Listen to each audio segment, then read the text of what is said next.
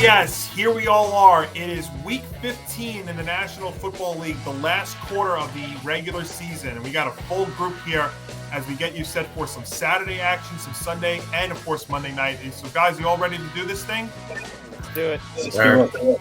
Yeah, let's go. And before we do that, obviously, our stream's presented by Wolf Spreads. You're looking to get involved in the action while rooting for your favorite team? Well, not me last week, if you're a Jet fan. Have you ever had a friendly debate on who can pick games, more games correctly? Not with our losing records. Does all this talk about parlays, lines, and over-unders make your head spin? And you want to learn more about this sports betting hoopla? Gamble with us and check out Wolf Spreads. We're running a sports betting competition completely free on the Wolf Spreads app. Here's how it works. Everybody gets 2,000 fantasy dollars, which most of us lost last week. That's fake money to bet on NFL games with whoever can profit the most with their 2K bankroll wins. And if you're not an NFL fan, don't worry. Wolf Spreads has competitions available for the NBA, MLB, NHL, college football, and basketball. Put fantasy dollars on the over-under, the money line, or the spreads, competing for bragging rights with your fellow players while having additional fun watching sports and not risk losing your house in the process. Wolf Spreads, sports betting for friends who love the action. All right, Johnny, let's go. Absolutely. And we come off of a week 14, Nick, where eight underdogs won, which is the most in any NFL week this season. I think that would partially explain why most of us did have a struggle, and also doesn't help when the bench locks didn't work out. But you know what? It's a new week, so let's focus on week 15. And I'll tell you what, guys, if you love seeing backup quarterbacks in action, then week 15 is for you. We started with Easton Stick and Aiden O'Connell on Thursday in the Chargers-Raiders game, and it's going to start here on Saturday as well. So let's get you some winners, some points, and some fun here for week 15 in the NFL. And Nick, I want to thank you for filling in for me last week, but I know you're happy that I'm back here. Welcome. So let's see if I remember. Let's see if I remember how to do this correctly. Tom, it is in fact a Chris Rose, Jason McCourty, Steve Weish special on the NFL Network. As speaking of backup quarterbacks, we've got Nick Mullins and the Minnesota Vikings taking on Jake Browning and your Cincinnati Bengals, and your Bengals are laying a field goal. Wait a minute. I resent this week because the Vikings are playing. Oh, that's a good point. So your Vikings and your Bengals. We'll pick My one. Vikings what do you and my want to go Bengals. with? Ah! What are you doing to me? And of course you start with me. That's exactly what my mind is saying right now. All right, listen. I get it. The whole Vikings quarterback situation at this point is a mess. When Joshua Dobbs gets sent down to the third string, he gets the Zach Wilson and Mac Jones treatment right now. And it seems as though Hall is now going to be the backup. However, of course, we got Nick Mullins starting, as you said. Justin Jefferson returned and gave us all a little heart attack. 8 plays and then goes down with a rib injury. I thought he suffered broken ribs. I thought he was done for. But it sounds like he, at least to the way he talked with reporters, that he is going to play on Sunday, which could be a bit of a difference maker.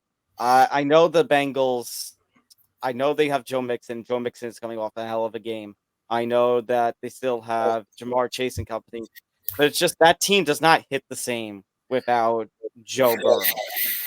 That team does not hit the same. And with Mixon, I just don't know if they can do it 2 weeks in a row. I think the Vikings, as much as their defense is not the defense of a couple of years ago, I think they will be prepared for anything that will come at them. I think it's gonna be a really tight battle. It's gonna be another one-score game. It's gonna be a classic Minnesota one-score game. That being said, I am going to go with the upset. I do think that Minnesota is going to take this, so I'm going to go Minnesota upset special over this one. And for once, maybe it's because it's only because it's the Vikings here, I will say disrespect the Bengals. Wow. Okay. So Tom's starting out strong here in week 15. Nick D, what do you have? Oh, Nick D, Nick, you're muted. Sorry. I muted myself because I was chewing ice, and I thought that would sound really bad. Tony Reale even has to make his weekly appearance here on Football Friday. So there we go. If this is Football Fridays, it's not an ASMR show. Okay, so I was just gonna say this is a really hard game to pick because we don't know. I don't know what I'm gonna get from Nick Mullins or from Jake Browning exactly, because with Nick Mullins, he hasn't played at all. Jake Browning, we've only seen a really small sample size. So take it with a grain of salt is what I'll say. But I think I'm going to go with the Vikings, mainly because the Bengals, I feel like, are coming off a big win. The Vikings are getting points. I don't trust either team, but you know what? Sometimes when you put a new quarterback in, teams don't have a lot of film on them, and they do unexpectedly well. That's another thing that often happens. And then Jake Browning might end up coming back down to earth. So that's why I would take the Vikings. Paul, what do you have? Yeah, I mean, this is exactly like you guys were saying. This is one that's going to be impossible to predict. You don't know what you're going to get from either one of these quarterbacks. I'm going to go with the Bengals at -3. Just because we've seen what we got from Browning. He's been somewhat decent. The Bengals have been playing pretty solid, and I just don't know how much I trust the Vikings. So I'm going to take Cincinnati at home. Liam? I'll take the Vikings just because I think Cincinnati is being a little bit overvalued here. They're 3-point favorites. I don't think they'd be 3-point favorites against the Vikings if they didn't win 3-0 last week. So I think there's a lot of overvalue on the Bengals, and I agree with Nick that I think Browning's going to come back down to earth. So I'll take the Vikings to win and cover. Yeah, that's all fair. I mean, Jake Browning's been nearly perfect so far since he took over for Joe Burrow. But, my biggest question mark is with Nick Mullins. He hasn't started a game in 2 years. In fact, his last start was week 15 of 2021. So even if Justin Jefferson, who was expected to play after only playing 13 plays last week, the concern is, can Nick Mullins get him the football? And I guess you can also say that Brian Flores' defense there could also slow down the Bengals in this spot. But my question mark also, as we saw it last week, is Minnesota going to be able to score enough points to keep up with the Bengals? That's why I will lay the 3 points with Cincinnati at home here to start the slate. Ben? Yeah, I'm going to go Cincy. I think with the Vikings, ever since kind of Kirk went down, their offense has kind of been very hit or miss. And you could say, well, obviously the Bengals without Burrow, it's been potentially hit or miss. But I'm going to take the quarterback that's had a little bit of the starting experience as of late, and that is Jake Browning. I just don't know in terms of what you're going to get out of Nick Mullins right now. So I'm going to lay the 3 here with the Bengals, and I think that they continue after what they did last week. And Nick, what do you have? Yeah, you're going to be shocked, but I think I'm actually going to lean on the Bengals on this one to cover. Because, again, you have another quarterback change situation going on in Minnesota.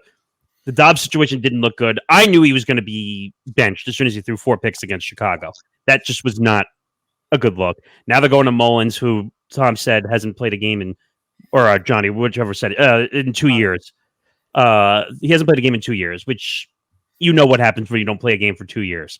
Like you rusty, you haven't played in the system, everything's changed. So I think it's going to be a crapshoot game, but I'll take the Bengals because of home team, just to be favored. All right, so Nick said it's going to be a crapshoot, so that means that guarantees this game is going to be a thriller then on Saturday. So a split decision then in game number 1. All right, Nick Morgasen, we ended with you there. Let's start with you here. It's a Rich Eisen, Kurt Warner, Jamie Erdahl special on the NFL Network. Speaking of backup quarterbacks, we got Mitch Trubisky and the Steelers against Gardner Minshew and the Indianapolis Colts. And the Colts at Lucas Oil are laying 1.5.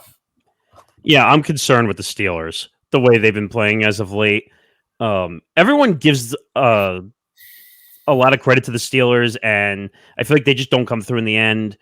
Obviously, no Pickett, which is a problem whenever they have another quarterback starting. Even though Mitch has some experience at the quarterback position, I just think that they're not 100% healthy.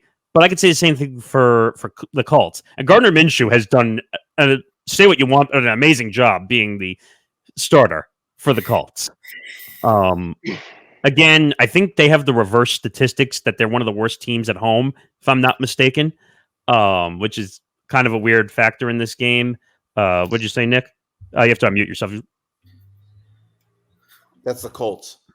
Yeah, that's what I'm saying. The Colts have the reverse record at home. Yeah, this is a weird one. I don't like without Pickett. I don't think they win, so I'm going to take the Colts to cover. What about you, Tom? This is a bizarre one to me that, like Nick is saying, I really don't know the direction in which I can really lean. I mean, the Colts have been doing fairly well with Gardner Minshew under helm. My one concern about the Steelers, gonna pull it from our good friend Schlosser, urinating tree, playing down to the competition, and we saw that against New England. A really disastrous, a really embarrassing looking performance. And just off of that performance alone, I mean, should they be able to rebound? I mean, yes. But the fact that it's the Colts, I could see still a playing down to the competition. I could see a kind of a collapse for the Steelers in December to the point where they finish like a 9-8, like again, which has been a recent like trend for them. And in that sense, yeah, I'm gonna take the money. I'm gonna go with the Colts. Big D?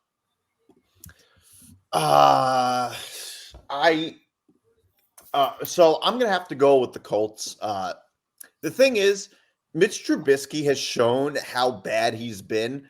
They're 0-2 when he's played. Pickett's definitely not playing, right? Yeah, Right. Okay, so with Trubisky playing, the Steelers have been really bad. Not to mention they can't like Trubisky's one of those quarterbacks that they can't rely on. He threw 35 times. He had 35 throw passes last week and threw for like 190 yards. Like he's really bad. So just from that alone, I feel like I would have to take the Colts. Like I said, oddly enough, the only thing that makes me hesitate a little bit is that the Colts are at home. But the Steelers, I mean, for all we know, now we don't know, but for all we know, the Steelers could be one of the worst teams up there with the Panthers and the Patriots if Trubisky played all year. Like, I really can't. And the spread is only 1.5. It's essentially who you're picking to win outright. And I can't trust the Steelers right now at all, as long as Trubisky is starting. Okay, so you have the Colts. Yeah. Let's go to Paul. Yeah, I'm leaning towards the same way just because I don't trust the Steelers at all right now. They seem to be on a skid. Trubisky's going to be starting too, and he wasn't able to get anything going. I mean, I know the Colts have their own issues, but they've been, for the most part, been able to stay but keep their heads above water throughout the majority of the season. And another home game for Indianapolis as well. So I think I'm going to go with Colts at -1.5. It'll be a pretty close game. But I said they probably pull out a win from a field goal or something like that. Liam? I'll go against everyone else. I'll take the Steelers. The Steelers had a couple of bad games, yeah, but I still think their defense is pretty good.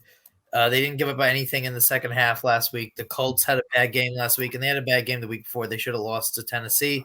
1.5 at home, which means that the Steelers are basically the favorites because you get 3 points being at home. So the Vegas thinks that the Steelers will probably win the game. So the fact you get them as a dog, I'll take the Steelers. Nice. I like your thought there, but I disagree. I'm going with the Colts here, guys, because I think when I look at this game, the Colts, the one thing they've got is the ability to make explosive plays. You know, they have at least one pass play of 30-plus yards in all but one game this season.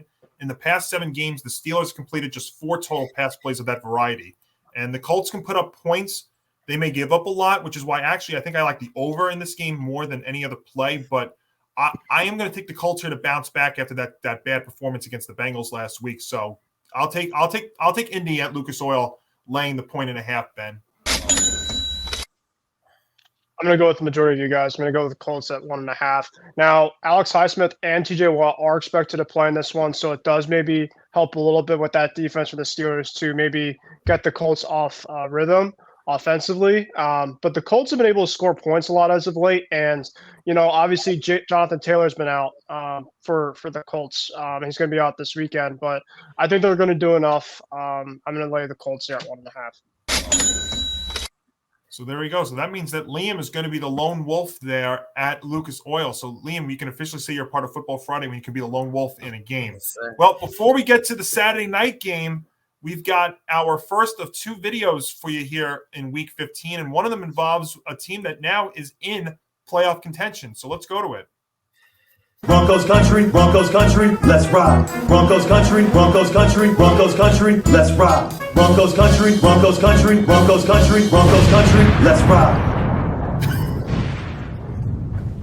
Okay, Hey, Paul, that's you called actually got a self-doubt. shout out here.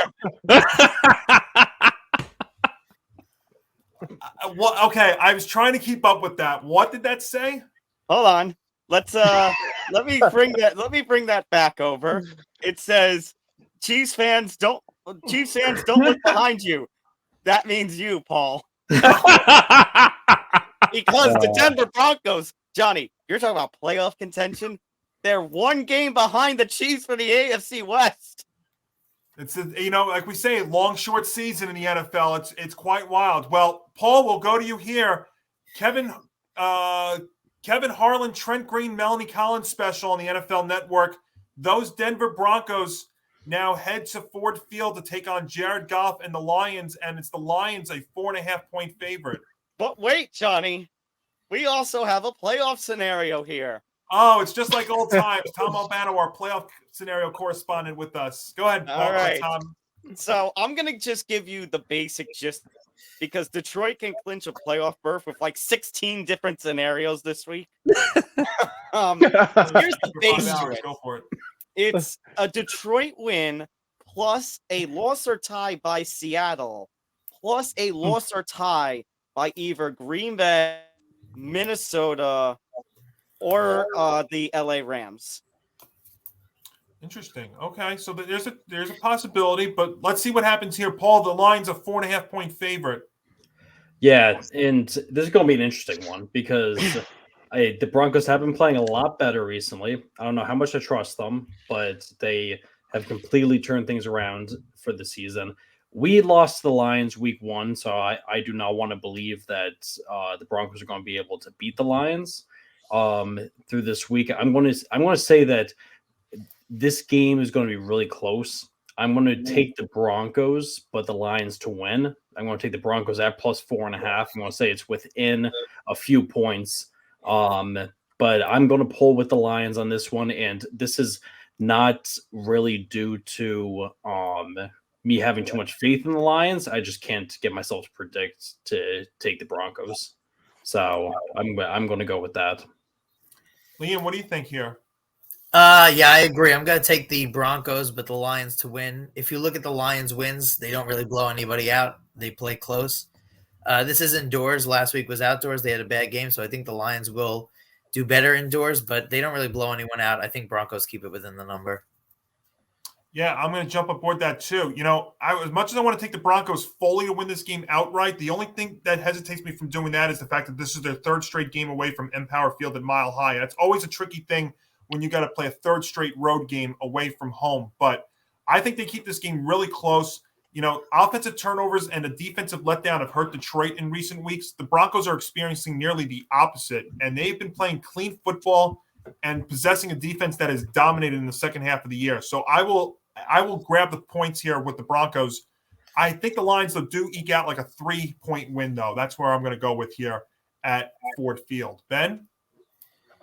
Yeah, it's going to be a good one. I'm really excited. I mean, who would have thought, with this game, with the way the Broncos have started the year, that this would be a marquee game, but here we are. That's why football is one of the best sports out there. And the Lions obviously have kind of slid as of late. Obviously, they lost to the Bears last week. The Bears obviously haven't been great this year, but no other better team than the Lions to bounce back against a Broncos team, a really good Broncos team at their place. So I have the Lions to win, but I'm going to lay the Broncos here for the points. I think it's going to be within 3 points here. So that's what I got. What about you, Nick Morgasen? All right. I'm going to be the first one that does it. I'm taking the Broncos as an upset special. Nice. I'm taking them as a full upset special. The Broncos have won 6 out of their last 7 games. You know how we say the NFL is a game of hot streaks and a game of momentum? And you look at the Lions, what are they? They've won 4 out of their last 6. But they just lost the game to Chicago. That's bad. The Lions basically played down to their competition last week. They don't look good. They're committing a lot of turnovers with Jared Goff, which is not a good sign.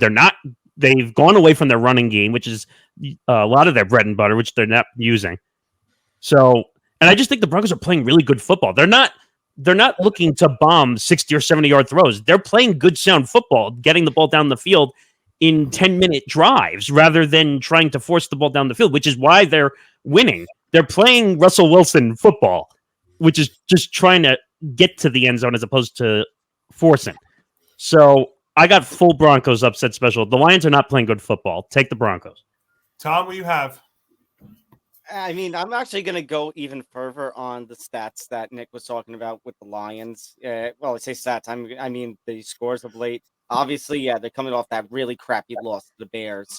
And actually, if you go 3 weeks back, so right before Thanksgiving, they played the Bears the first time. It was only a 5-point game that they barely beat the Bears in that one.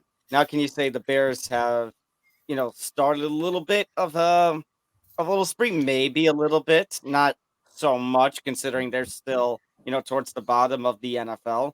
But they also had really, it looked like it could have been embarrassing. Now, I know they came back a little bit towards the second half of the game on Thanksgiving where they lost to the Packers. Now, granted, you could say, the Lions, they play like crap on Thanksgiving always. But then the next week they play the Saints and they only win by 5. And you know how down I am on the Saints. This concerns me.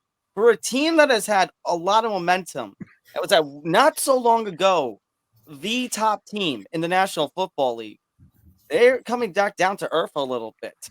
And I know we have the concerns about the Vikings with their quarterback situation, but if the Lions continue on this trend and the Vikings continue their winning trend, that's a chase. That's a chase that's going to be worth watching when it comes to the the NFC North late into the season. The Broncos, meanwhile, somebody alluded to before, their defense is playing spectacularly.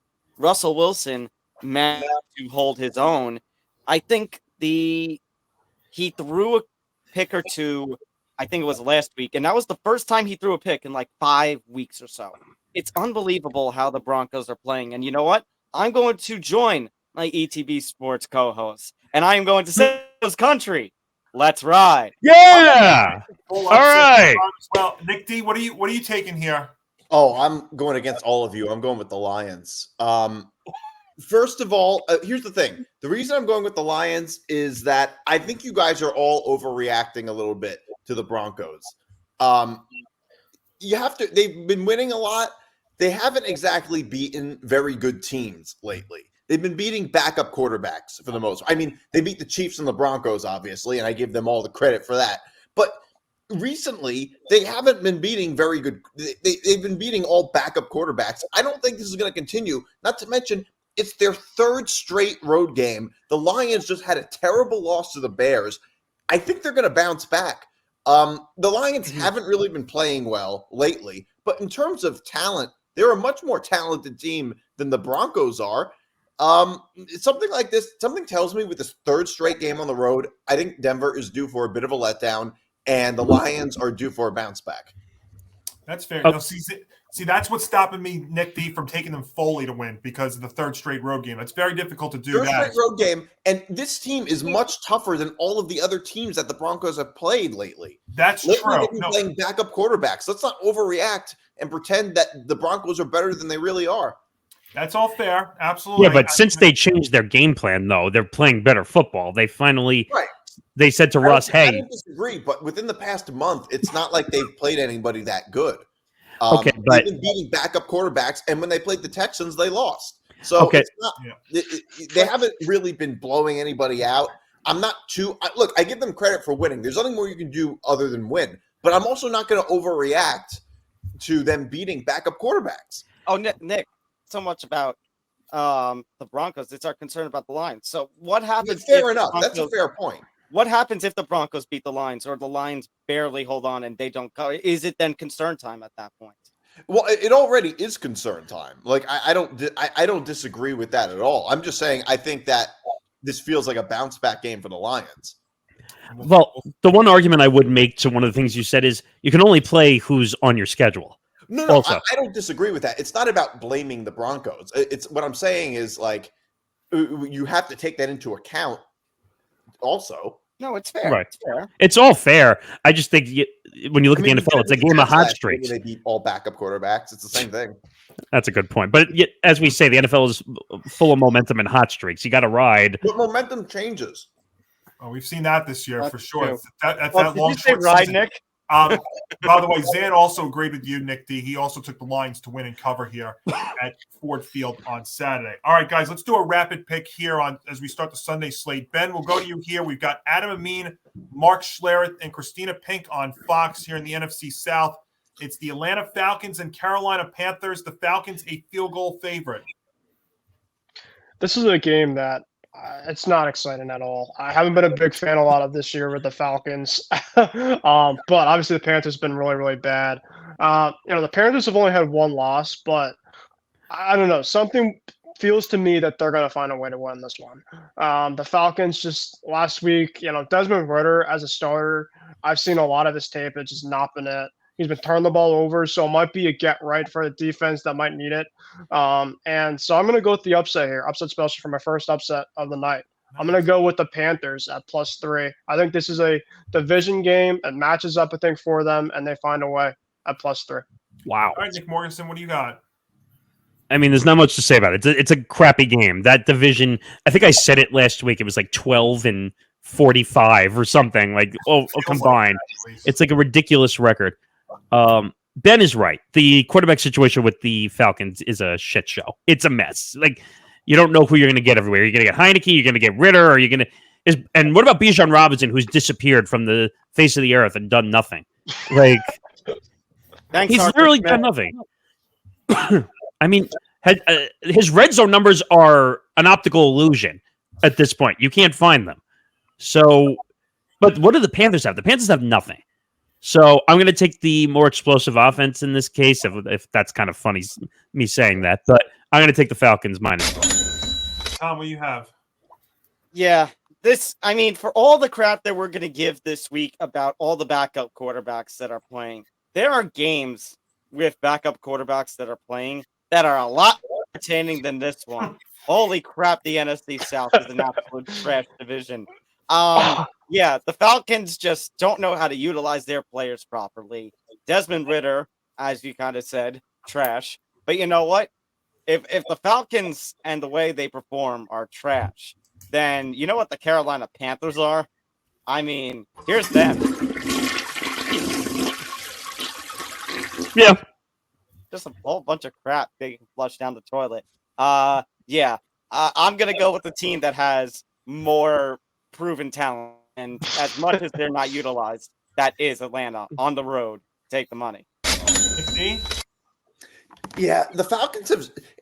Definitely the Falcons, and this is more anti-Panthers. I feel like the Panthers, they don't score a lot. First of all, the Falcons can at least now everything that's true about the Falcons being like this organizational mess and being completely discombobulated. I mean, all of that is also kind of true of the Panthers. Like every bad thing you can say about the Falcons, you can kind of also say about the Panthers. But at least they don't know how to utilize their players. That is true. But at least they have players. Like not knowing how to utilize your players is better than like the Panthers who don't have anything. So I would go with the Falcons -3. I feel like the Panthers don't have much to play for. There's no way they're even going to be very motivated. The Falcons at least might win the division. The Panthers are out of it And mathematically. And it'll definitely help to win another divisional game for Atlanta if it ends up being close there down the stretch. Paul, what do you have? Yeah, I'm going with the Falcons at -3 also. I think that's pretty much a given. I mean, this one is one of those games that like you could see the Panthers pulling it off, but both teams are terrible. But I'm going to go with the Falcons. Liam? Yeah, I agree. I'm going to go with Falcons. I think the Panthers are checked out. They're horrible, and I think they're checked out. They just got worked by a terrible Saints team. I think the Falcons win, and by more than 3. Yeah, the problem the Panthers got, I mean, one of the many problems is they have not gotten that fired coach boost. And I've been waiting for it. I mean, they made it kind of close against Tampa a couple of weeks ago. They laid a dud last week against the Saints here. I know the Falcons haven't been all that impressive, but It doesn't take much to cover a spread against a really bad football team. So I'm going to lay the 3 with Atlanta there at Bank of America on Sunday. Nick D, it's a Kevin Kugler, Mark Sanchez, Laura Oakman special on the NFL on Fox. We've got Justin Fields and the Chicago Bears against new starter, official starter, Joe Flacco and the Cleveland Browns, and the Browns at Brown Stadium laying a field goal. I'm going to go with the Browns because they're at home and Flacco. That's it. I would say That's all you need. Go ahead, Paul.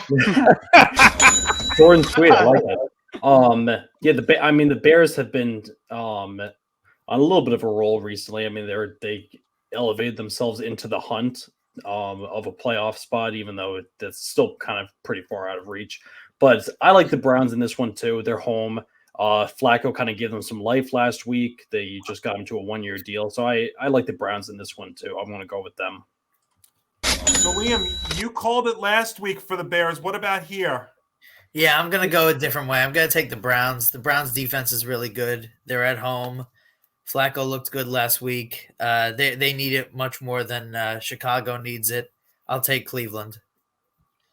So I'm a little hesitant to do this, but I'm going to take the Browns here, and I'm not hesitant because of Joe Flacco. I'm hesitant because of the injuries on Cleveland's side, and the fact that a Montez Sweatified pass rush should be concerned for Cleveland, which right now is relying on fill-in tackles, but they did help keep Joe Flacco clean against Josh Allen and the Jaguars in Week 14 here. And location helps, and perhaps a little letdown for the Bears after that upset special last week. And since I'm not getting the hook, I am going to take Cleveland at home to win and keep it going here. Ben? Yeah, I'm going to go with the Browns. They've been playing great football the last couple of weeks. Their defense has been finding ways this whole year to win football games, and they actually have a quarterback now. And who would have thought Joe Flacco would be their savior after Deshaun Watson going down? Because let's say it, guys, Joe Flacco might be back, right? Possibly. I don't know. Remember that game against the the Rams? He was like, "Oh yeah, Joe Flacco," and then I'm just like, it might be a fluke. But the last couple of weeks, he had 3 touchdowns against the Jags defense, which is not bad, right? So, I'm gonna go with the Browns, lay the points, and the Bears defense has been playing a lot better ever since they got Sweat, but I think that the Browns lay the 3 here. Nick Morgasen, we have.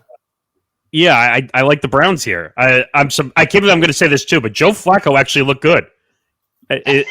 As much as I despise him in every way, shape, or form, as he did nothing in a Jets uniform to protect anything we had. But that's just my Jets bias showing. Yeah, the Browns are going to win this game. The Bears have done nothing offensively, and I think that's going to be the downfall. The Browns have a top 3 or top 5 defense, which is going to win them the game alone. So I'm going to take the Browns to cover. What about you, Tom? I mean, I guess this will be a little bit of a defensive battle by the lines that you were just going, Nick Morgasen, but I would like to take this opportunity to just say, all hail the return of the mighty savior. All hail the return of Mr. Elite himself, Flacco. We saw how elite he was over in Baltimore. I mean, granted, both here and in Baltimore, he had great defenses that kind of helped him. But regardless, no, he's elite. He is elite. No, in all seriousness, he did play very well.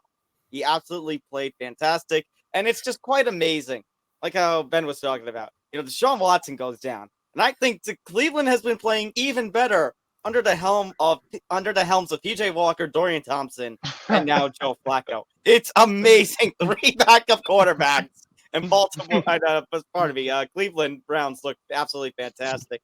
And Chicago, 2 top 5 picks. Yeah, this one is elementary. Might be a little bit of a scare, might be the hesitant with the injuries like Johnny's talking about, but I think this one is elementary. Take Cleveland. Take Cleveland because they are hot right now and they are on the tail. They're not going to catch Baltimore, but they are right in the thick of that wild card picture. They're probably going to end up, if not the 6th seed, but as the top wild card seed in the AFC right now. So we're all taking Cleveland. All right, I got to check Zan here real quick. Let's see.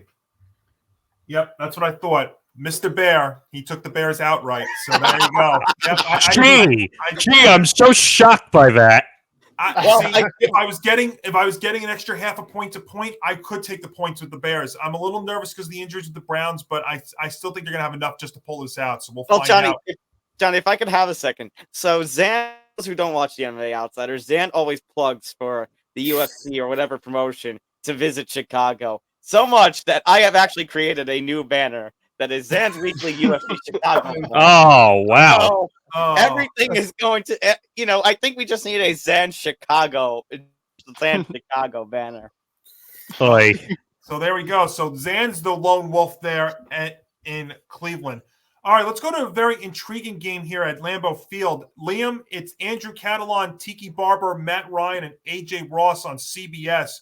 It is Baker Mayfield and the Tampa Bay Buccaneers against Jordan Love and the Green Bay Packers. One of the few games that are getting a hook this week, and the Packers are a 3.5-point home favorite. Yeah, the hook doesn't scare me at all. I'm going to take the Packers at home, cold weather against the Buccaneers. I think they're the better team. They're at home, got a weather advantage. Give me the Packers. Yeah, see, I actually think this hook helps in a big way, and I'm grabbing an extra half a point and give me the Bucs here, guys. I mean, I get Jordan Love is playing better than earlier in the year. I mean, you have to remember this is his first full year starting, but the Packers can never seem to get all of its playmakers on the field at once, and the Bucs and the Packers are just both too inconsistent to truly feel good about picking either one of them. But for the most part, the Bucs stay in games. They may not win them all, but they stay in them, and that's also what I'm banking on. And this is not going to be a game for Baker Mayfield, but it's going to be the Bucs running attack against a bottom 3 run defense. So I even see the Packers winning this, but I'm going to take the 3.5 with Tampa and keep it very close there at Lambeau. Ben? Johnny, you convinced me potentially to take that extra point after you saying it. But with that being said, I'm going to go with Liam here. I'm going to have the Packers to fully cover at 3.5. They're in Green Bay, and obviously it's a tough place to play. Obviously, later on in the season. So yeah, give me the Packers to lay the 3.5 here. What about you, Nick? Yeah, I like the Packers here, even though and Tom knows this because I've said this a lot, I've really beat the you-know-what out of Jordan Love all year.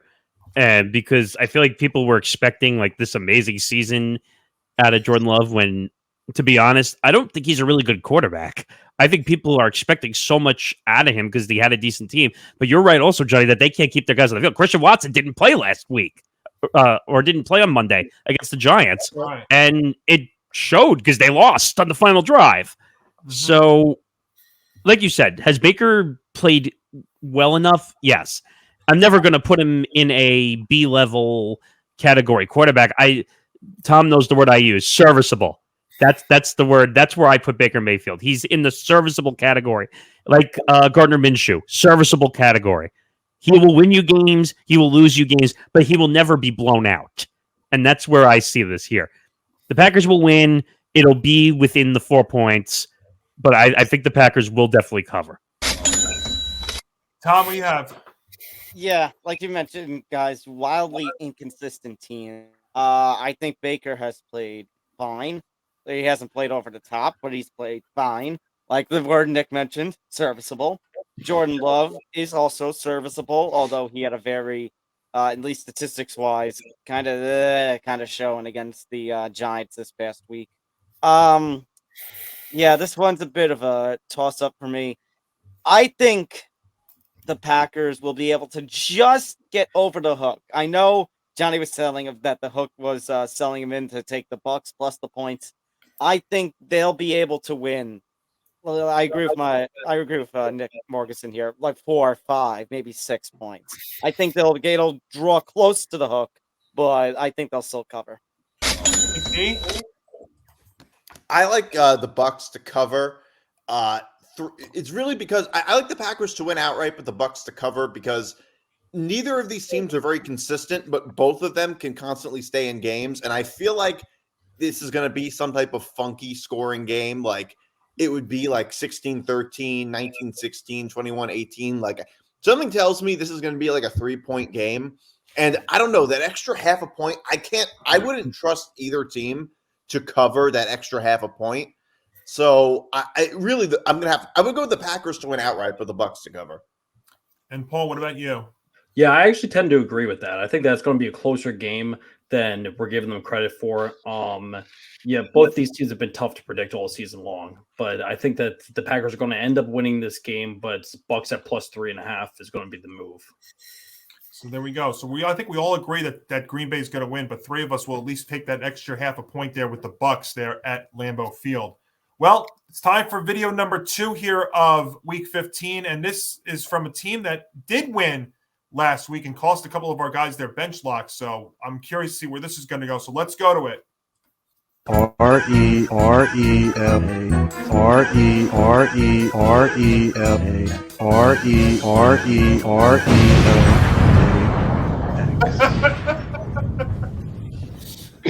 Morgasen, great. did you ever think you'd see today that Zach Wilson is AFC Player of the Week? Let alone that both New York quarterbacks, Tommy DeVito and Zach Wilson, first time in NFL history, I think, both New York quarterbacks are players of the week. I think that's happened before, Tom. And it's been a little while, but I think that has happened before. But it isn't very rare. But yeah, amazing upset special last week. Which, by the way, credit to Liam, he did call it. Well, let's find out what happens here. A revenge from Black Friday. Now we go down to Hard Rock Stadium, where the Dolphins try and rebound off their bad upset special that they had. Nick Morgasen, we've got Jim Nance, Tony Romo, and Tracy Wolfson on the NFL and CBS here. It's Zach Wilson and the Jets against Tua Tagovailoa and the Dolphins. And the Dolphins, a 9-point home favorite. All right, wait. Should I really go to you first? Because we have to follow your rule, right? You don't pick the Jets the rest of the season? Well, wait a second. I need to say one thing. People on social media are delusional after this game was played. Oh, my God, Zach Wilson found it. He threw 300 yards. Can we stop? Please. What, did he get hit with a magic wand? And we said, oh, wow, he can throw the football now? Please. He didn't prove anything. He had one game for 300 yards, and now everyone is going bonkers like he should be the next great quarterback or the next best thing since sliced bread. Okay? It's ridiculous. The Dolphins are going to cover this one. This is not even going to be close. Take the money. This is my lock. This is my lock. I should have known. That's why I shouldn't have. I realized when I went to the first, I forgot the rule is that he cannot pick the Jets for the rest of the season. All right, Tom, I'm going to skip over you. Let me go to the other Jet fan here, Nick D. Nick D, what do you have? Dolphins -9, and it's my bench lock. Oh, yeah. They're going to kill us. First of all, the Jets are coming off a win that they had no business winning, and they're going on the road against the Dolphins. The Dolphins haven't been, and the Dolphins are coming off a tough loss, and it's true that the Dolphins haven't played great recently, but for the most part, they blow out teams that are a lot worse than they are. So the Dolphins should be able to win this by a lot. I would hope so. I'll go back to you, Tom. What do you have? All right. I want to actually bring up a point that we were talking about before we started recording this, and that is the Dolphins' record in December. And the Dolphins, history has shown, at least of recent history, that the Dolphins, and maybe some other team, but particularly in this case, the Dolphins, can lose momentum in December, and it ultimately ends up costing them in the long run. That said, I am going to agree with the Knicks. I'm not going to make it my bench lock, but I will agree with the Knicks that I am going to be on the Dolphins, not because the Jets are terrible, but because of, I think, to that Black Friday game, which the Miami absolutely destroyed the Jets, which brought us the legendary 98-yard interception touchdown return. Yeah, which would not have happened with Zach Wilson. Paul? I don't know about that. Well, they went to a guy who was worse than Zach Wilson. That's the problem. I understand why they did, but didn't mean it was the right decision, though. Paul, who's quarterback is it anyway? Who's that? Oh, who's quarterback is it that anyway? was great last week. Yeah, that was a good one. Paul, what do you have? I got the Dolphins at -9 also. I'm not going to take this as my lock. I think that there could be a possibility that it's within that, but the Dolphins are definitely going to win this game. Zach Wilson showed a decent amount last week, so there's definitely something that you should be should be a little bit happy about. I'm not saying he's the future or anything, but there was a little bit of promise that he did show, so which was pretty good. But the Dolphins are going to win. Okay, that's 4. Liam, what do you have? Yeah, Zach Wilson was really good last week, and the circle of life for Zach Wilson is that when no one expects him to do anything, he's really good, and then when he's expected to do something, he completely falls back to earth. So I'm going to take the Dolphins to blow out the Jets. Facts. Oh, boy. Now, see, I was leaning one way. Now you guys are all tempting me to go the other way. See, here's the thing, though, too, with this game. Tyreek Hill's injury last week, I wonder if he's hurt, how much that affects the Dolphins, because we saw how much it affected them last week. And the Jets have a better option at quarterback than when they played a couple of weeks ago there at MetLife. And this I'll tell you, this line had the potential to be one of the largest lines of the year. But here's the other thing, though, too, and the Knicks will probably agree with me on this.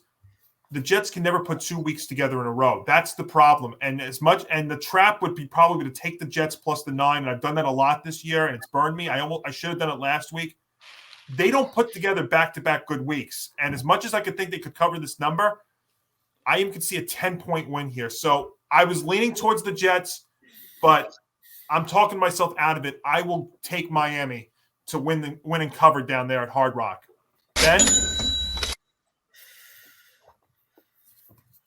Ben, you're muted. Sorry about that. Yeah, this game right here with this line. It's a very big line specifically. But with the way the Dolphins played last week, up 2 scores, I'm a little worried in terms of against the Jets defense that's been really good pretty much most of the year. It's really their offense that's been holding them back a lot. I think that with Tua and company, they're gonna have to really worry because I think that they might use a similar scheme defensively that the Titans used last week. So I'm gonna lay the Jets here with the points. I'm gonna go with the Jets plus the Dolphins to win, but the Jets to cover. There we go. All right, so Ben, so we're all in agreement with the Dolphins winning, but Ben's going to differ with the Jets there at Hard Rock Stadium. Tom, this all of a sudden a huge game down at the Superdome. A Kenny Albert, Jonathan Vilma, Shannon Spake special on Fox as Tommy DeVito and the Giants take on the New Orleans Saints and Derek Carr, and the Saints a 6-point home favorite. I'll give credit where credit is due to New Orleans because you all know my feelings about New Orleans, that they are a team that I just can't seem to get behind, and they are a team that just fits right in there with the NFC South and being absolutely inconsistent. I know Alvin Kamara very recently had a big game. I know they put a lot behind Derek Carr. I have been on record on ETV Sports after he got released by the Raiders. I said, I think the Saints are a pretty damn nice home for Derek Carr. The problem is the Saints just don't have anything really around him. The issue is that Giants don't really have anything either. But I think Tommy DeVito has done, for what he has around him at this point, and for being thrown into the kind of situation that he was thrown in starting in November, he's done very well for himself. To the point where we go back to Giant Jet game, that Giant Raider game, and wonder what would have happened, what could have been with those 2 games had he been given more of a chance to throw the football then. But Tommy DeVito really has stepped up and has really filled the shoes of, for Daniel Jones on such a short notice.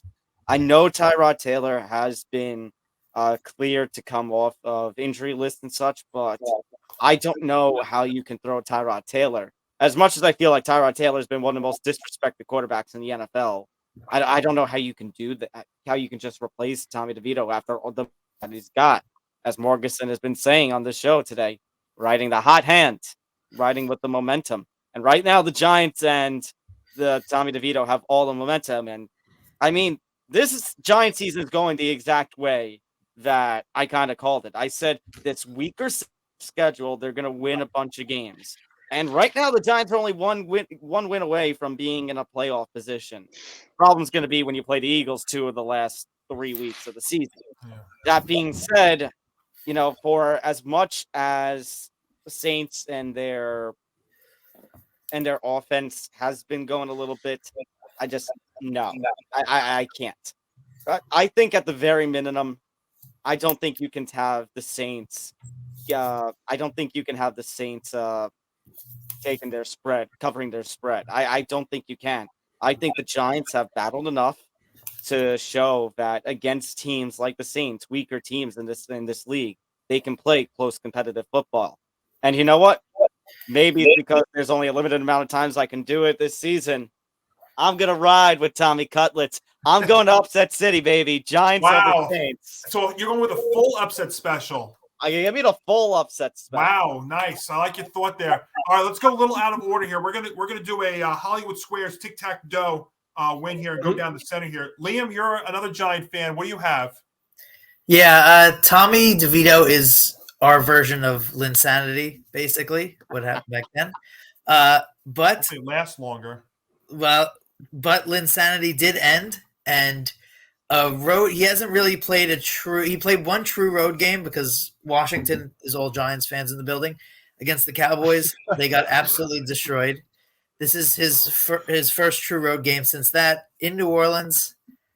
I think the Saints are going to cover the spread. I think the Giants are riding high, and they have a chance to make the game against Philly on Christmas very important. And when the Giants have a chance to do something like that, they normally don't take it. So I'm going to take the Saints.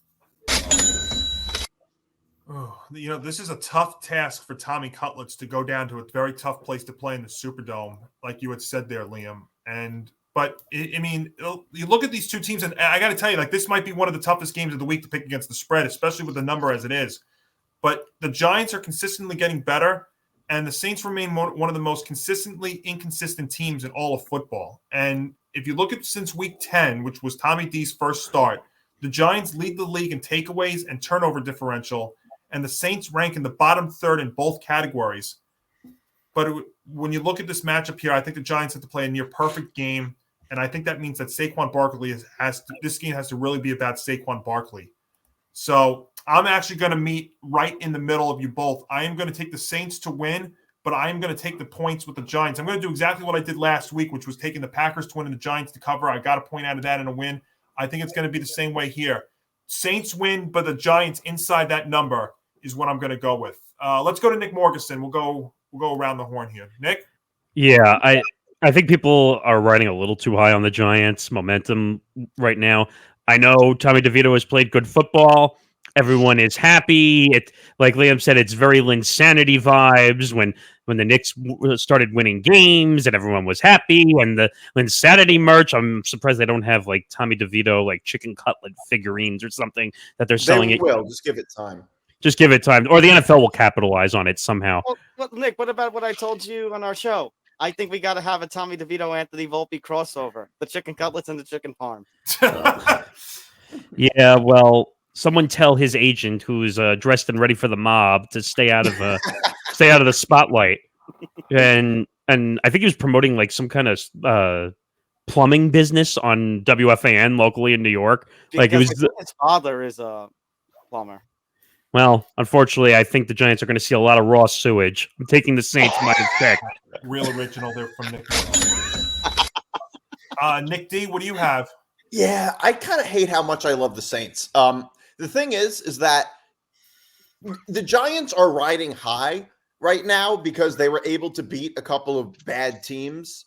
And I get that. I get all that. I'm not trying to take away any credit, but let's not pretend that Tommy DeVito is not still the third string quarterback.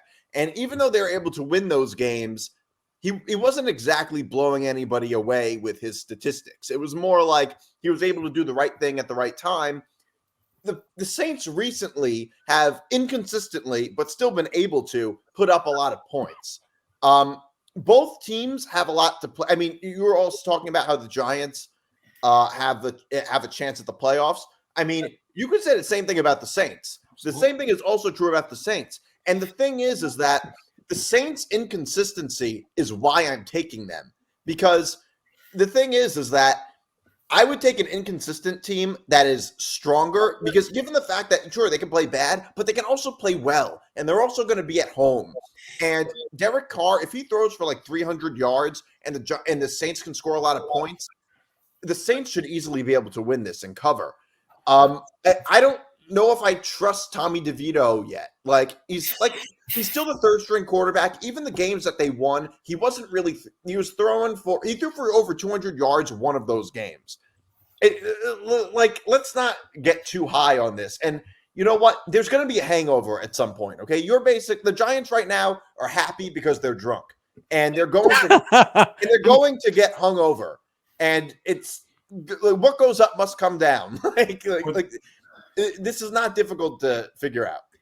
You partied too much. You got drunk. The party's over. That's exactly what it is. It's the insanity all over again. This team is doing more with less than any other team in football this year. But I don't disagree, but that's not the point. No, that's fair, and you're right. This could be like 35-17. In fact, that is the point. They have less. You know what DeVito's though not doing? He may not be lining up the stat sheet, but he's also not making mistakes. And for a third string quarterback, for a guy that was not drafted, for an undrafted rookie third string quarterback, that's quite impressive. But you have to do more than just not make mistakes. Well, I understand that. No, and I don't even think this is really even about him. That's what's funny, but we'll find out. Everything's about Tommy DeVito. He's a media sensation. 1 second. The one thing I want to point out, is they got lucky against New England because their kicker missed a field goal. So to say that there's any consistency in a record, they got lucky to win that game. You've got to stop saying the Giants get lucky in these games. A win is but a they win. Are getting lucky in some They missed a chip shot. So what? It's a win. But you can't tell me there's consistency. They should have lost. Not to mention the Patriots are arguably the Giant games enough. The Patriots are like the second worst team in football. Paul, go ahead. Yeah, I'm gonna go with the Saints as well. At -6, I just think that it's in New Orleans that it's gonna be they're gonna end up coming through with this one. You say New Orleans? What is that? I said you say New Orleans. New Orleans. Why you say New Orleans? New Orleans. New Orleans. New Orleans. No, I like it. I like it. New Orleans. There's an E and an A.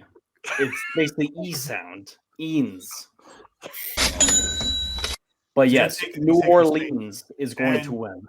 Ben, what do you have? All right, so I was considering this an upset special, and I was considering about taking the points. But, Tommy Cutlets, that chicken parm, that chicken's been so warm the last couple weeks with the way he's playing. It's going to be a little more colder, I think, on Sunday. So I'm going to lay here with the Saints to cover the -6. Sorry to my Giants. We're varied across the board down there in New Orleans. All right. So in response to Nick D, I'm just gonna say, well, you know what? Allow me to be drunk and allow me to feel the hangover when it's time. And you know what? You're in New Orleans, so it certainly is possible, right? I wish I was actually in New Orleans. Well, we'll see what happens. Or New All right, Orleans. so we go from that, and speaking of, and you know what? We said it before. We've had backup quarterbacks. So let's go to another one back here at Nissan Stadium. Nick D, we've got Spiro Ditas, Adam Archuleta, and Aditi Kinkavella on CBS as it's the Houston Texans against Will Levis and the Titans. Of course, big question with this game is, will CJ Stroud clear concussion protocol in time for Sunday? He has not practiced and not cleared as of Thursday. So it looks like we could be looking at a Davis Mills versus CJ Stroud. I'm sorry, Davis Mills versus Will Levis special with the Texans and the Houston Oilers, who are going to be donned. The Titans donned as the Houston Oilers in this game. And at Nissan Stadium, the Titans or the Oilers are a field goal favorite. All right. So CJ Stroud, from what I understand, is not playing. So we're he didn't practice on Thursday, and he is still not clear concussion protocol and has not practiced as of Thursday. So he's probably not going to play. It's trending likely that he is not. So if he's not going to play and Davis Mills is starting, I would go with the Titans. There we go. I don't think they really have much of a chance without Stroud. I can't imagine how bad the Texans would be if they had Davis Mills all year. Not that I trust the Titans, but I don't know. It's only 3 points, and they're at home against the backup quarterback. I mean, it doesn't. It's not much of a hurdle for the Titans. So, Paul, what do you have? Yeah, I agree with that. I think that the Titans should be able to come across with this one. Especially since it seems like CJ Stroud's not going to play, and the Texans also are beating up a lot on the offensive end anyway. So I think the Titans should be. There's no excuse for the Titans not to be able to pull this one off. They should be able, especially at home, they should be able to win this. So I'm going with them -3. Liam? I think the huge overvalue on the Titans here. If the Titans don't come back and win that game, which the Dolphins had checked out of the game and thought the game was over, this would not be a 3-point line. I don't care who's playing for Houston. This is overvalue on the Titans, so I'm going to take the Texans to win and cover. Ooh, wow, an upset special there for Liam. I like your thinking. Yeah, this is going to be really risky in doing this, guys. But I mean, I'm looking at the rest of this slate, and I just can't find a play that I can do it with. And this one makes the most sense, even though there's risk involved. This is going to be my bench lock of the week here, and it's going to be the Titans laying the 3 points at Nissan Stadium. Wow. And you know what it is? It's not even just CJ Stroud, even if he is cleared to play. Nick, the two Knicks saw this on Sunday. Tank Dell out for the season 2 weeks ago. Nico Collins, Will Anderson, Blake Cashman, Tabari Thomas all left the game with health issues. And let's also remember the Titans here. They are so much better at home than they are on the road. Their only loss at home this year was because it was in overtime to the Colts. Derrick Henry has eclipsed 200 yards rushing in 4 of his past 5 games against Houston.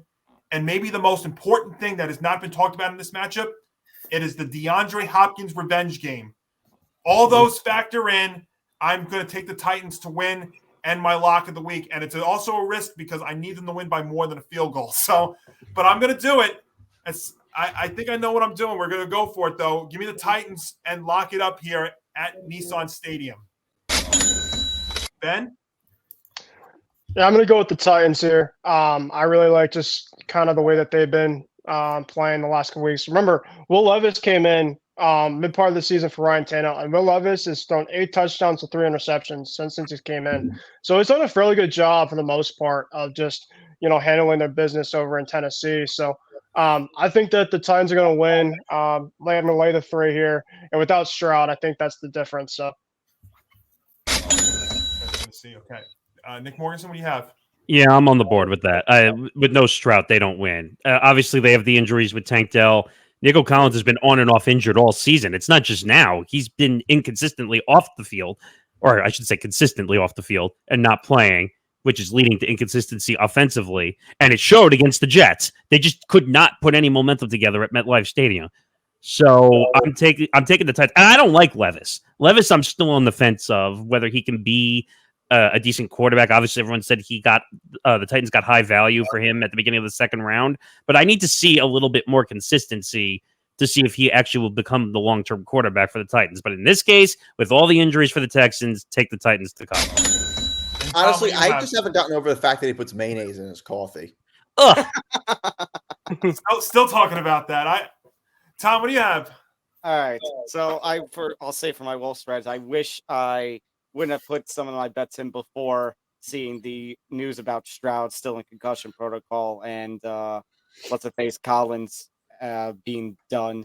Well, not done for the year, but probably not even playing this week. That being said, as much as you guys are right, the Titans are gonna have a lot on their side. I'm just not, they just don't seem to hit. Like I just can't. I don't know what it is about them.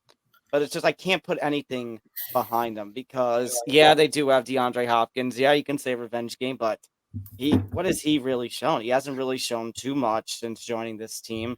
Derrick Henry's taken a step back. I'll give credit to TJ Spears, and I think unfortunately, guys, we are in the last bit of Derrick Henry with the Titans. I think they might let him go in this offseason and focus on TJ Spears as a starting running back. Will Levis obviously has taken over the helm.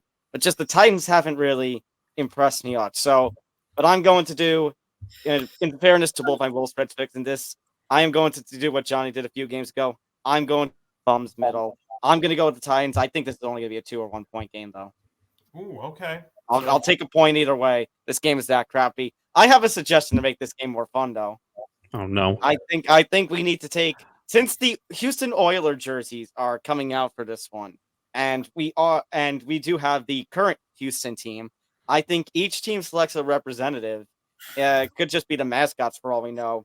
We set up a WWE style ring. We do a ladder match. The winner gets custody to the Houston Oilers name and all the properties that go with it. Wait, why not a UFC battle in there? I think it's more fun to watch two representatives or two mascots climbing a ladder to try and get a briefcase with all that. Better yet, I'd rather see a WWE mascot match than this game. So when it's scoreless at halftime, we need some entertainment. There we go. That'll work. So we'll see what happens there in Nashville. All right, Paul against Ben. Here we go. Paul, a Joe Davis, Daryl Moose Johnston, Pam Oliver special on Fox as Patrick Mahomes and your Chiefs take on Bailey Zappi and Ben's Patriots. And Paul, your Chiefs are laying 7.5 heading to Gillette Stadium. Yeah, I mean, it's been a rough last few weeks for the Chiefs, to say the least. It's just been an utter downfall with the entire offense. The receiving core is completely imploded. Mahomes finally showed a little bit of some fire, like some frustration. I don't necessarily think that it was a bad thing. A lot of people think that he went too far, all that kind of stuff. I think that there was a lot of built-up anger towards that, but they've dropped a bunch of games, and this is also the first time since Mahomes has taken over as full-time quarterback that they've lost 5 games. So it'd be difficult to see them fall even further than that. The last 4 games are going to be against backup quarterbacks.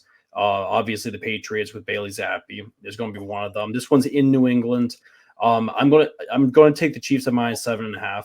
I think that I wouldn't be shocked if somebody didn't, though, because of how much we've underplayed against not so great teams, bad offenses, and the little amount of points that we've been able to put up over the last few weeks. But I think their offense is going to get a little bit back on track in this game, and I think it's going to be over -7.5. I'm not going to even put my lock on it. I'm going to save that. I've got another game that I'm eyeing, which is going to be a little bit more interesting, but I'm taking the Chiefs.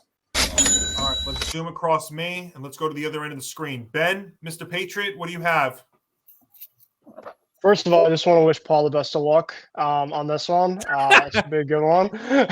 I'm not feeling great, to be honest, but, I do think with the way the Chiefs have been the last couple of weeks, I'm a little optimistic that we can make it close.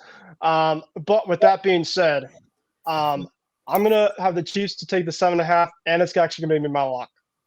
Ooh, okay. You got a bounce back lock there for Ben Kruse. All right, I just don't trust that Zappi is going to be consistent. And the Chiefs' defense has been pretty good the last couple of weeks. I mean, they obviously have gone against really good quarterbacks, so it might be an outlier with the way it's been. But, our offense has just been a mess all year. All fair. All right, let's go down below. Let's go to Liam.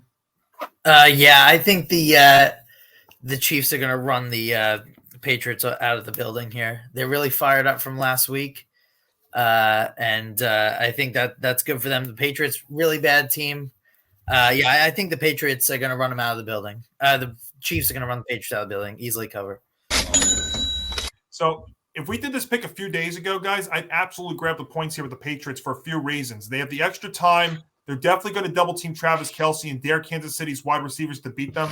And then there's also the forecast, rain and wind in the forecast, which I think should only help limit the points. But I have complete confidence in Patrick Mahomes preventing the first 3-game losing streak of his career. So on Sunday, I'm going to take the dynasty that is over the dynasty that was and take the money with the Chiefs there in Foxborough. I think the over-under play, though, is very interesting in this game. The total's 37, and with the weather being a factor, I'm curious what that's going to lead into. Nick Morgasen, what do you have? Okay, so people are going to think I'm a little crazy. Not that I'm doing this. I was very close in the last couple of days to leaning Pats, believe it or not. And because I don't like the way the Chiefs are playing as of late. There's a lot of chemistry issues going on. I would say Kadarius Toney is probably the most hated athlete in Kansas City right now.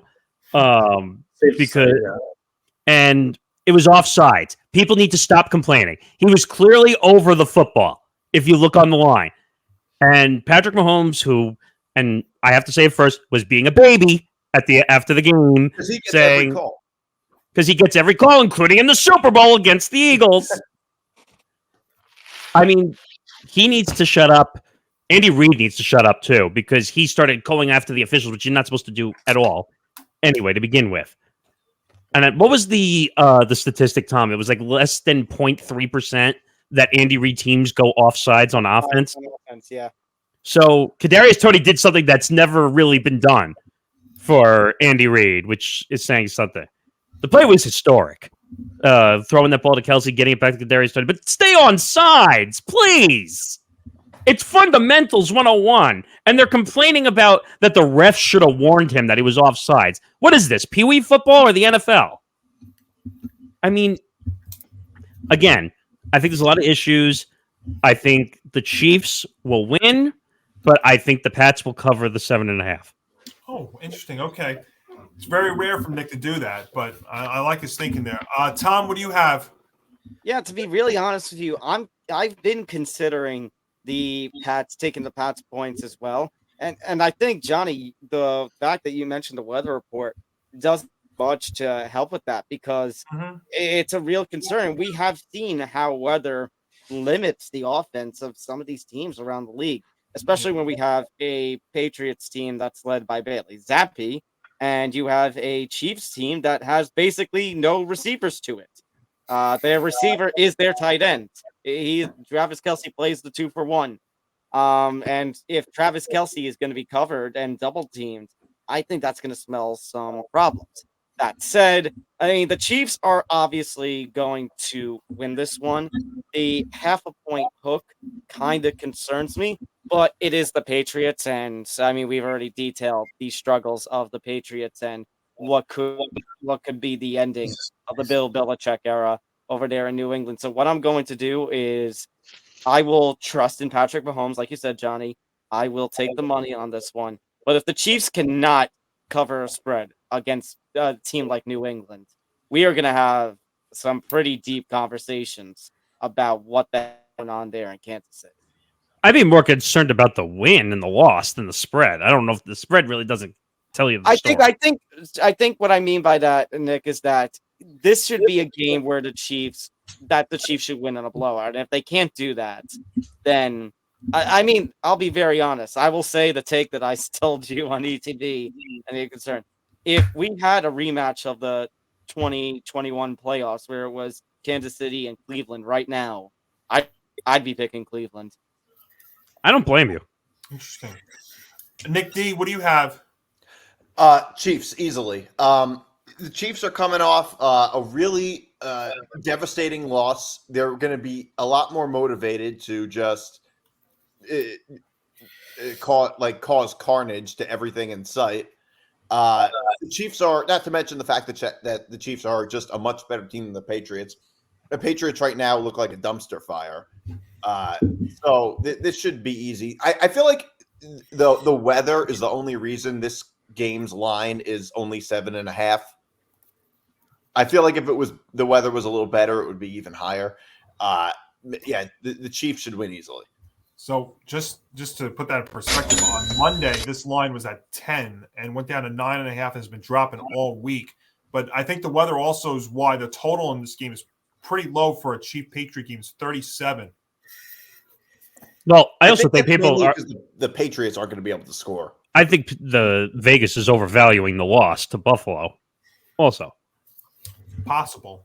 Well, I think that it's more accurate to say that the bettors are. That's what. That too. Vegas.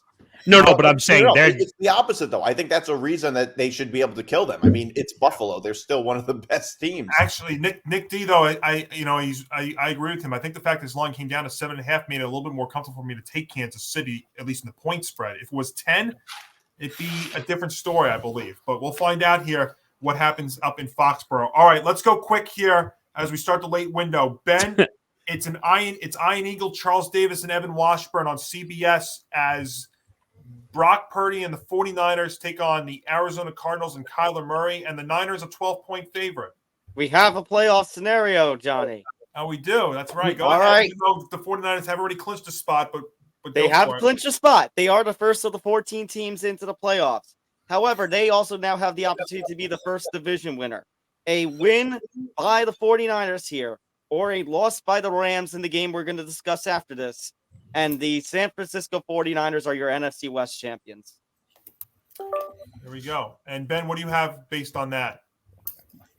Yeah, I mean, you have one team that's pretty much firing on all cylinders, and you have the other side of it with the Cardinals. They've been a train wreck pretty much for most of the year. The Niners are just scoring at will. They've been averaging around 25, 30 points a game.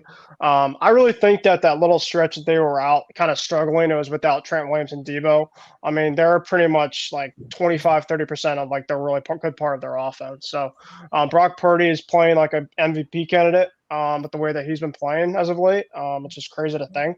But yeah, I'm going to go with the Niners. I was considering taking the Cardinals to the points because it is a fairly decent sized line, but I think that line's fairly fair with the way it's been, and I'm going to lay the 12 here. Morgasen, what do you have? Yeah, there's not much to say. The Niners are probably the best offense in the league right now. They have everybody back. They're healthy. The Cardinals, I don't know. They're still trying to figure things out. This is very simple. Take the money with the Niners. Tom? Normally, I get scared by double-digit lines, considering the Niners are one of, if not arguably, the best team in the NFL right now, considering what they did with the Eagles, considering all their run, and now that they have everybody back and healthy, like Nick said, plus the fact that the Cardinals are just the Cardinals at this point. They are nothing. Yeah, take the money. 49ers are going to be your first division champs. They're going to take the NFC West this week. Nick D. Niners. Right now, the Niners look like the best team in football. I don't trust the Cardinals at all. I mean, I'm a little uneasy about it. 12 is a lot of points, and they're on the road, but I don't know. I'm just going with my gut on this. Paul, that's fair. Paul, what do you have? Yeah, I'm going with the Niners on it too. It's pretty simple. I think they're going to wrap the division with this one. Liam? Yeah, I'm going to go with the 49ers as well. Cardinals, not a very good team. 49ers are really good. Still going for the 1 seed. So, yeah, I think this is a no-brainer. I'm taking the 49ers. Yeah, Niners have won 9 games this season by 12 points or more. I don't think there's much the Cardinals, even coming off an extra week of rest, guys, can do to slow down these guys. Yeah, on the road is a big thing. I took the Cardinals getting the points in the last meeting between these two, and it almost worked out, but I just don't think it's going to be. I'm gonna take the money here with the 49ers minus the 12 in Arizona. Well, interesting thing, we got 5 games. We got 4 games left. And we still got some locks that we've got to use. So let's see what we go with here. It is, in fact, a Tom McCarthy, James Lofton, Jay Feely, Tiffany Blackman special on CBS. Liam, at SoFi Stadium, we've got Sam Howell and the Washington Commanders against the Los Angeles Rams and Matt Stafford. And the Rams are 6.5-point home favorite. Yeah, I'll take the Commanders to cover, Rams to win. I just don't really believe in the Rams that much. I don't think they're good enough to really blow anybody out. Don't think home field matters much with them. So I'm going to take the Rams to win, but I think the Commanders will keep it close. I disagree completely. I love the Rams laying the 6.5 here. I mean, if you look at their week 10 bye, the Rams have been playing some of the most complete football of any team in the league. They came up just short against Baltimore. Washington, on the other hand, has lost 6 out of their last 7, including 4 in a row by an average of 20 points. The bye week, I think, might have helped them trying to at least regroup and recharge, but I don't see any way that their season-long protection issues get fixed against Aaron Donald and company. I think the Rams win comfortably here, and I think this game goes over the 50.5 that it's going. So I'm going to lay the 6.5 with the Rams.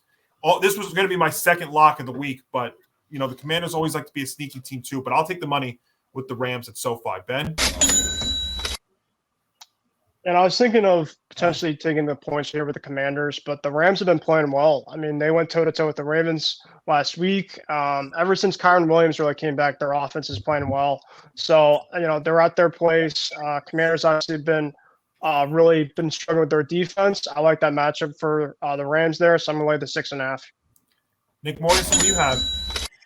The only question I would have is which Matt Stafford are you going to get? Because that's the big question mark you have every week. You're going to get the guy that throws 300 yards and 3 touchdowns. You're going to get the guy that throws 2 picks and comes out of the game injured. There's no in between. You either get the really good or the really bad. Now, the Commanders, they're a mystery. I can't. I know like they picked up some pieces and trades and all that stuff, but I just think the Rams are a much better team in this scenario. So I would take the Rams minus 6.5. Tom? Yeah, well, I believe in Matt Stafford. I really do. Like you kind of alluded to, Johnny. Ever since the bye, the offense has just gone back on track. They've straightened things out. Kyron Williams being there and healthy, and Matthew Stafford really helps to, bring up that offense, especially when we're coming off of last season where we had a really terrible Rams team. The first half of the Rams season wasn't great, but everything has kind of fallen back in place, and they're making a bit of a late run. Is it going to lead to anything? I don't think so, but it's definitely a worthwhile effort that they're putting in, and the Commanders are just, well, they're the Commanders. They have nothing. They've got a long road ahead of them. They still have, I'll call it the Dan Snyder stink on them. Yeah, I'm going to take the money on this one. Nick D? Yeah, I'm going to go with the Rams. The Rams have I'm taking them to win and to cover. I think the Rams have been playing a lot better lately, and the Commanders kind of feel like they're in a bit of a free fall. The Rams, they've been winning by really big margins lately, and last week they almost beat the Ravens on the road, who look like one of arguably the best team in the AFC. So based on what the Ravens have done recently, I think they should be able to win this by a lot. I mean, it's true. You don't know which Stafford you're going to get, and that obviously is a concern. But lately, we've been getting the better version of Stafford relatively lately. Like, it's not the same Stafford that was against, say, the Bengals and, what we were getting earlier in the season. Like, right now, I think the Rams, when they want to, can be in any game and blow out any team that kind of sucks, like the Commanders. Yeah. And Paul, what do you have? Yeah, actually, I like the Rams a lot in this one. I like the way that they've been playing. The Commanders have been on a free fall throughout the past several weeks. I've liked this game a lot. That I'm putting my lock on it as well. I think the Rams at minus 6.5 is going to be a really good one. Yeah, I like the way that they've been playing. Their offense has been explosive, and so I'm going to trust them to beat up on the Commanders. So there we go. Oh boy, the voice is starting to go. So you guys just have to bear with me again here. All right, let's go to the arguably game of the week here, guys. It's in fact a Kevin Burkhardt, Greg Olson, Aaron Andrews, and Tom Rinaldi special on Fox. Tom, up at Orchard Park, we've got Dak Prescott and the Dallas Cowboys against Josh Allen and the Buffalo Bills, and it's the Bills laying 2 points here. The Bills are going to be laying 2 points here. All right, so I mean, this is definitely a bit of a toss-up because the Bills have definitely taken back some momentum the way that they've been playing the last couple of weeks. I've been very skeptical about the Bills, but like I mentioned, the last couple of weeks, especially that last week's game against Kansas City, has been answering some of the concerns, answering some of the doubts that we've been having about this Bills team. That said, there is still a bit of a long way to go. And Dallas, I mean, my God, the throttling that they gave to Philadelphia. Oh, that's an indictment about some struggles of Philadelphia as of late, or if the Cowboys are just that damn good. And right now, Dak Prescott is in consideration as one of the favorites for the MVP. So, I mean, I think it's just that the Cowboys are just that damn good, which might lead to, I mean, the Bills probably have the favorite edge a little bit because of the home field advantage up there in Buffalo. Oh, come on. Do you really think that Buffalo is going to be able to do this, considering all the concerns we have? We just beat one of the best teams in the NFL, so that way we can shut our best team in the NFL. How about them Cowboys? We go to Upset City. Yeah. So I knew that was coming. Jerry, wow, now I feel like I'm doing a cartoon. Tom and Jerry both taking the Cowboys +2. Nick, what do you have here? The Bills. I like the Bills -2. The thing is, the Bills are very good against the best teams. The Bills tend to play down to their competition. They're at home. I don't know what the weather's going to be like in Buffalo, but I can't imagine it's going to be very good. And the Bills, they have a lot to play for. Like, they're like, when it comes to competing with the best teams this year, the Bills have been up there with everybody else. So I think the Bills should be able to cover. Paul, what do you have? I actually really like the Cowboys at +2 on this one. I actually think the Cowboys are going to win this game. They've just been on a roll right now, and I love what I've seen from them. They're making an all-out push. Dak is locked in, and the Bills have just been so up and down this year that I don't know if they'll be able to stop the Cowboys. I think the Cowboys are going to come away with it. All I right. have to interrupt. I apologize, Johnny. We have a playoff scenario here. Okay. And should I do this in the Jerry voice? No. Okay. Wait till it actually happens. Okay. If the Cowboys win here, or if the Rams lose and the Seahawks lose, plus a whole bunch of other different scenarios, but those are the main two, then Dallas clinches a playoff spot. Yeah, because right now they're both 10-3 with them in Philadelphia. Yeah. Liam? Yeah, Cowboys. I think the Cowboys are one of the best teams in the NFL. Bills, I'm not high on at all, even though they did win last week. But Cowboys, really good defensively. Offenses started to turn it on. I like the Cowboys to win and cover. So last week I loved Dallas at home against Philadelphia. That was my bench lock of the week last week. This week, though, I love Buffalo. You know, Dallas is 7-0 at home, 3-3 on the road. Dak Prescott's performances reflect that discrepancy. And meanwhile, Josh Allen's been a conquering hero at home. And very quietly, Josh Allen leads the league in total touchdowns with 35. I think he continues that here, and he enters his name into the MVP race here with a win. So give me Buffalo minus the 2 at Orchard Park. Ben? This is obviously one of the best games of the weekend.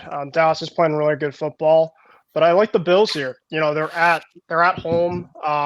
Josh Allen and Joe Brady have been really clicking as of late, so I'm going to ride the Bills here to win, but it's going to be a close one. And Nick? Yeah, I don't know. I was kind of back and forth on this game quite a bit. Yeah, it's one of those games. Absolutely. It was one of those games where I could say, well, the Cowboys are playing great. I am kind of sick to my stomach. I really don't want to hear MVP debates and conversation about Dak Prescott, because then, again, ESPN's going to have to spend like 48 hours on it and tell us how the Cowboys are like one of the best teams in the NFL, and I really don't want to hear that. But sorry, Jerry, I'm taking the Bills here on this one.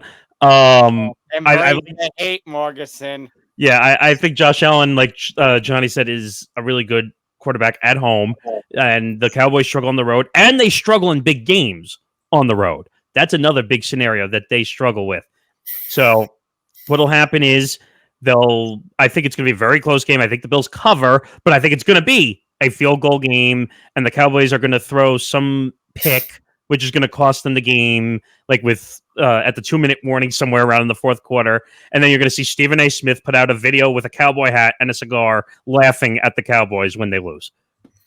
And I'll put out a video laughing at him when we win, damn it. Do you guys feel like this is going to be a carbon copy of the first meeting between the Eagles and the Cowboys there at Philadelphia?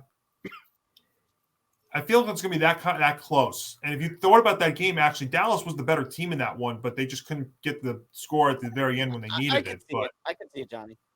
But definitely the game of the week to watch there. But we got a couple of other good ones here to wrap up week number 15. We go to Sunday night. Nick Morgasen.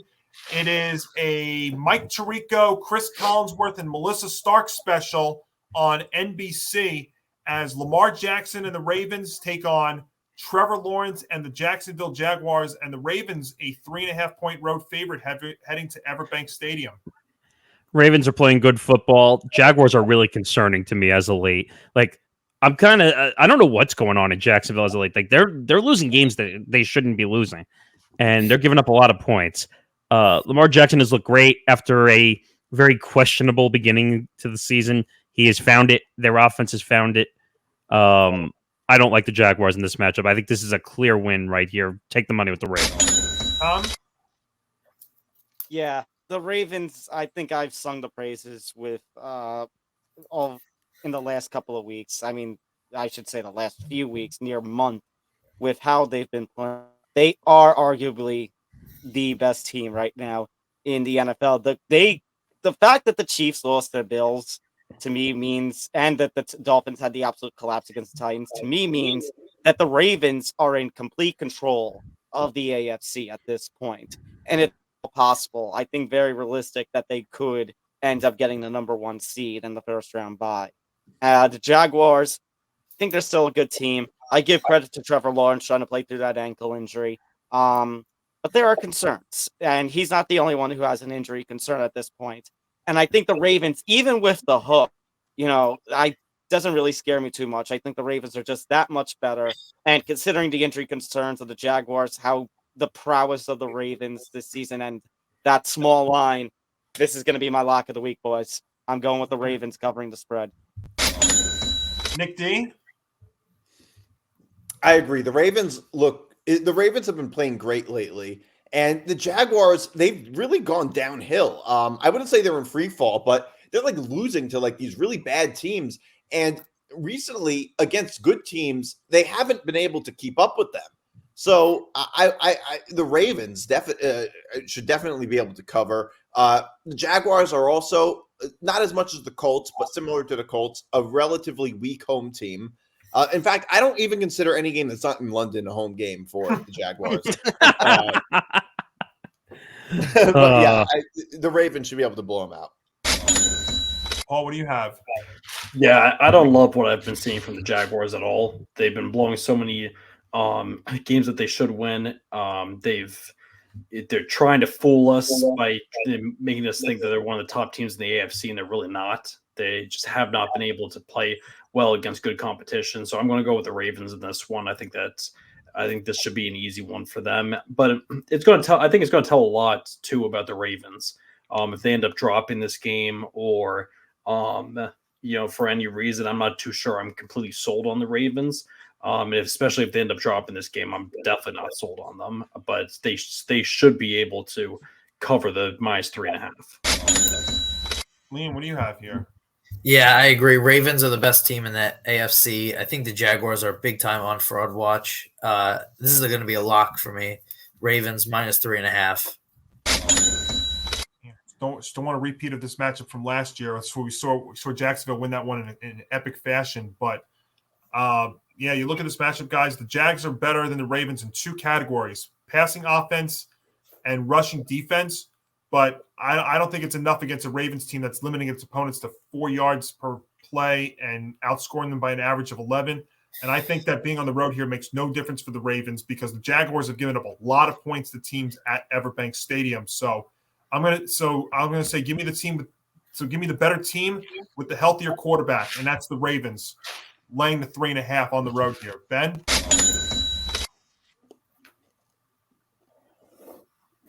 Ben, you're muted. Oh, Tony Reali's still here. So this game right here, you go from the game of the week with Cowboys Bills to this game. I mean, it's going to be a pretty good, night slate in this one. I'm going to go with the Jags to take the points. I think it's going to be a close one. I know that they kind of had Trevor Lawrence might have been rushed last week, the way obviously he got hurt the week before, but he did give their team a chance at the end. It just came a little bit short. The Ravens, their running attack is very, very good. And the Jaguars, I think, are going to make it close because they're at home at their facility. So I think it's going to be the Ravens to win here, but the Jags are going to take the points. I will say real quick also, Zan also put this as his bench lock. So he's joining you, Tom, taking the Ravens and his lock of the week as well there at Everbank Stadium. You had something to say real quick? Yeah, very quickly. I almost forgot. I guess I'm off my game. This is also a playoff scenario as well. Baltimore can clinch a playoff berth this week if they win, and then if there's combinations here, it could be a Denver loss and tie, and then a loss or tie by either Buffalo, Cleveland, and Houston, or at Houston. So Denver and then one of those 4 teams, or a Baltimore win, a loss or tie by Houston, and then a loss or tie by either Cleveland, Pittsburgh, or Houston. So there's a very decent chance that Baltimore could clinch a playoff spot this week, if not next week then. Yeah, and the question mark is going to be with the Ravens also is, can they lock up one of the top seeds? And I think they're one of the more complete teams in the AFC. If they stay healthy like this, I think they're the most complete team there in the AFC. And to And think they that's- lost Mark Andrews earlier this year. Yeah, and that looked like it was a big loss, but since then, I mean, they've been flourishing for sure. Nick D, it's a Joe Buck, Troy Aikman, Lisa Salter special on Monday Night Football on ESPN. The first time we saw a Monday Night Football flex, as it's the Philadelphia Eagles against the Seattle Seahawks. Now, Geno Smith did return to the practice field in a limited capacity on Thursday, so it could be Jalen Hurts against Geno Smith or Jalen Hurts against Drew Lock. But either way, right now, the Eagles are laying 3.5 heading to Lumen. I'm going to go with the Eagles, although I'm kind of surprised the line is as low as it is. It does tell you something about how much the Eagles have regressed. But you know what? The Seahawks are still going to be most likely on their backup quarterback, on Drew Lock. And even if Geno Smith somehow does play, he's probably not going to be 100%. And I don't think I've ever picked the Seahawks. So I'm very critical of the Seahawks. So I would go with the Eagles. 3.5 isn't a huge spread. The Eagles should be able to win. Should be able to cover. Paul, what do you have? Yeah, I agree with this. I think the Eagles should be able to cover this game. I don't think that there's too much of an issue for it would be bad if they end up dropping this game as well. They'd be starting to fall behind big time. So I'm going to go with the Eagles at -3.5. Liam? Yeah, well, first off, let's hope that this is a better primetime game than the Thursday night game, which is currently 42-0 at halftime as we're filming this. It's gonna be the night, guys. Let's stay away, by the way. But I'm going to take the Eagles. The Eagles, yeah, they've had a couple of bad games, but they had a gauntlet schedule. I think they were gassed last weekend. Their defense looked gassed. The Seahawks are in a free fall right now, and that's going to continue. Eagles. So it's very bizarre for me to say this, but this is a get-right game for Philadelphia, and it's very bizarre to say that a game in Seattle is a get-right game for an opponent, but that's what this is here because the Seattle's 28th ranked defense has got to be awfully appealing to Jalen Hurts, who have faced top 7 units in 4 of the past 5 games. So I think they get right here, even if it's a 7 to 10 point victory for Seattle. You know what? A win is a win, and they need it in the worst way right now. So I will take the money with the Eagles over the Seahawks there at Lumen. Ben? Yeah, I'm going to go with you guys. I think the Eagles, they've lost the last 2. This is a team with the Seahawks defense, which I haven't been high on. They've been getting up a ton of points. And I think it's a good matchup for them. I had to bounce back and to find a way here. So I'm going to lay the 3.5 here with the Eagles, and they find a way to get back on the winning column. Nick? Yeah, I don't think this is going to be close. I just, like Nick, I don't like the Seahawks this year either. And whether it's Geno, whether he's half injured, or Drew Lock, I just think the Eagles, like you said, this is oddly a get-right game. So I think this is going to be an easy cover for the Eagles. And Tom? Yeah, this is going to be, like you said, it's weird to say, but a get-right game for the Eagles. I mean, they're going to need a big rebound after the way they played the last couple of games. I don't remember the last time I seen this kind of Eagles team that we've had the last couple of seasons suffer back-to-back blowout losses like they have. It's just improbable. And I know the Seahawks are very iffy. The Seahawks have been trying to make a little push as of late, but I still would put the Eagles about a couple of steps ahead of the Seahawks when it comes to the NFC. They need a game to really get things back rolling, and I think Philadelphia can do that here. By the way, Philadelphia can clinch a playoff spot in this one as well with a win. They can clinch a playoff spot even without getting a win. It's just they need losses by like multiple teams of multiple combinations. And they have no one to blame for that but themselves, Alice, like they did. Yeah, no, that is definitely the case. So that'll wrap up our ETB picks here for Week 15. But let's get to our Wolf Spread plays, as we are presented by Wolf Spreads. So you know the deal by now if you're just joining us for the first time. So everybody gets 2,000 fantasy dollars to put on the football slate. We got to make at least a $1,500 worth of wagers. And, of course, whoever profits most from the $2,000 from that bankroll wins. I was able to win last week. I nearly swept. So I'm closing the gap on Nick Morgasen, who still has the biggest profit right now as we start week 15. So, Nick, we'll start with you since you're our leader in that regard. What are your wolf spread plays here for week 15? Just make a quick adjustment. Sorry. All right, here is my my picks here. I have Cincinnati -3. I have Denver +4.5. I have the Jets over 30. The Jets Dolphins over 37. Mm-hmm. I have the Dolphins -9.5, even though it came up as 9 for us, and I have Cleveland -3. All right. This was a tricky week for me because I have 3 totals and I do have point spreads. Now these are spreads that are not getting a hook, so in that regard, I don't win if I get this. But my wolf spread plays, I got the Bengals -3. I've got Indy -1.5. I also have the over in that Steelers-Colts game. It's at 42.5, and I think the Colts will put up a good amount of points. And their defense is not that great, the Colts, so maybe Pittsburgh does get some as well. But I think Indy still pulls that up, still prevails. If I'm going to bench lock the Titans, I'm going to take the Titans laying the 3 against the Texans. I'm also going to take the Browns -3. I'm also taking the over in the Commander-Ram game. That's at 50.5. I'm high on that. The Rams' offense has been great. The Commanders can't stop many teams, so I think that the Rams will put up a good amount. And also 2 plays on the Sunday night game. The Ravens, it's -3 on wolf spread, so I'll take that. And I also will take the over at 42.5. The Jaguars' pass defense has been atrocious, and I think Lamar Jackson's going to have a field day down there. So those will be my 8 plays, $250 each as we try and build on this $2,200 plus profit that I've got here on wolf spreads. Tom, what do you have? All right. My big play, I am spending a little less than half of my fantasy money this week. Even though I put the Ravens as my lock, most of my fantasy money for the wolf spreads is going to Cleveland. I am doing that little less than half on 2 bets separated like I do with the double bet on the minus 165 on their money line plus their -3 spread. So Cleveland is my big bet this week. And then I have spent some of the money on the Giants covering the spread against the Saints. And like I said, Houston, I wish I didn't put as much considering I made that right before I found out about stuff going on with Houston. So that one, a little bit of regret. I would probably have put that on the Ravens had, I had the ability to change some stuff, but say la vie. Like I said, I think my big bet this week, though, my big fantasy bet this week, though, is going to be on Cleveland. There we go. All right. Nick D, you have yours? Yep. Lions -4.5, Colts -1.5, Vikings +3, and this is looking really good now. Raiders -3. Oh, yeah. and just think, and hopefully Nick Morgasen looking more than good. Take the under in that game too. The over is already hit at halftime. Paul, No.